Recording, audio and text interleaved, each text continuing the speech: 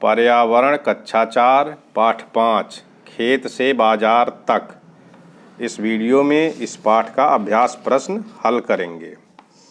तो यहाँ दिया है प्रश्नों के उत्तर लिखिए। ये प्रश्न नंबर 1 है, इसमें 3 प्रश्न हैं।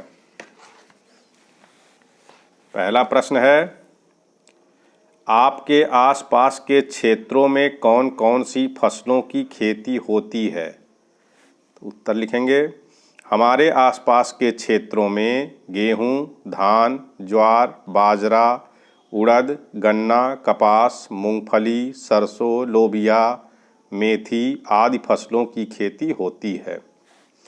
इसमें दूसरा प्रश्न है, धान की पिटाई कैसे की जाती है? तो उत्तर, धान की फसल पक जाने पर उसे काटकर धूप में सुखाते हैं।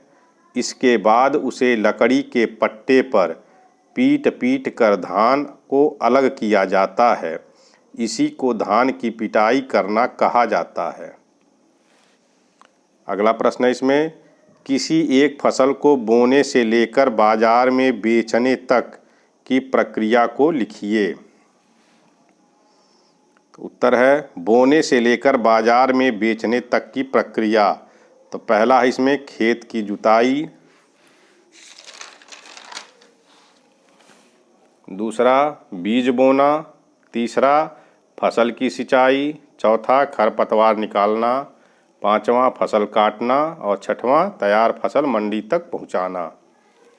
अब प्रश्न नंबर 2 है, किसान या अपने बड़ों से पता करके लिखिए। ये पता करके लिखना है। इसमें पहला प्रश्न है, गेहूं की बुआई एवं कटाई किस माह में की जाती है? तो उत्तर है, गेहूं की बुआई अक्टूबर से लेकर दिसंबर मध्य तक की जाती है तथा कटाई अप्रैल मई माह में होती है। दूसरा प्रश्न है इसमें, गेहूं की फसल खराब होने के क्या क्या कारण होते हैं? उत्तर है, गेहूं की फसल के खराब होने के कारण, ये कुछ कारण दिए गए हैं।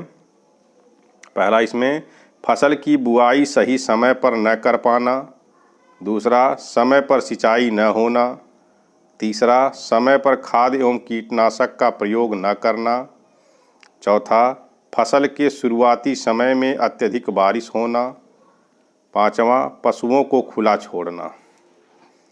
इसमें तीसरा प्रश्न है, इनको खराब होने से बचाने के लिए किसान क्या क्या तरीके अपनाते हैं, अर्थात फसलों को बचाने के लिए?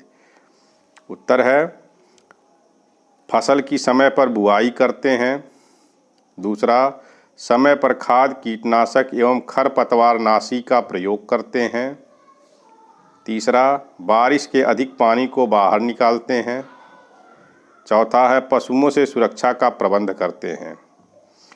और इसमें अंतिम प्रश्न है, गेहूं की फसल कितने दिनों में पक जाती है? तो उत्तर है, गेहूं की फसल 120 से 130 दिन में पक जाती है।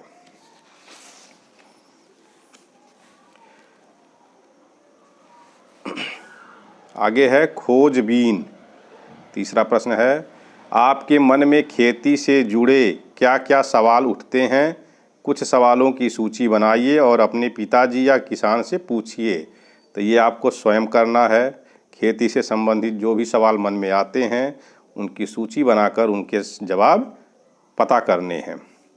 खेती में काम आने वाले कुछ औजारों के नाम अपने बड़ों से पूछकर लिखिए और उनके चित्र बनाइए। तो ये आप पूछ लेंगे, जैसे खुरपी है, हंसिया है, फावड़ा है। तो इस तरह के औजार उनसे बताएंगे और उनका चित्र भी आपको बना लेना है। इस तरह से आप पूरे एक्सरसाइज को कर सकते हैं।